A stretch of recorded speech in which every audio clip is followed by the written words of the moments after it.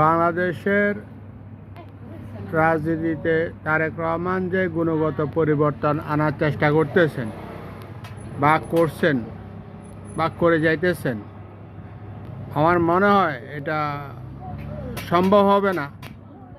যে প্রক্রিয়া, যে মাধ্যম দ্বারা ওনাকে বিশ্রী ভাষায় বা কটাক্ষ বা গাইলমন্দ বা যে শব্দ চয়নগুলো করা হইতেছে, এটা কতখানি বিএনপি নেতাকর্মীরা ধৈর্য ধারণ ধরে রাখতে পারবেন সামনের দিনগুলোতে।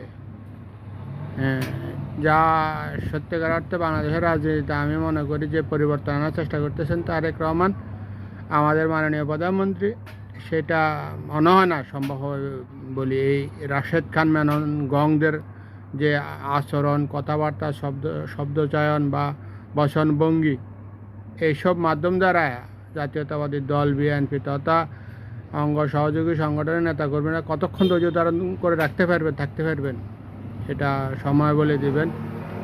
আমি মনে করি এই কুলাঙ্গাররা যদি সতর্ক না হন, তো বাংলাদেশের রাজনীতিতে একটা অসহনীয় সংকেত বলে আমি মনে করি। এইসব বক্তব্য, মন্তব্য বা এই শব্দচয়ন, এই কুলাঙ্গার রাশেদ খান মেনন গংদের দৃষ্টি আকর্ষণ করেই বলি, আপনারা সাবধান এবং সতর্ক হন।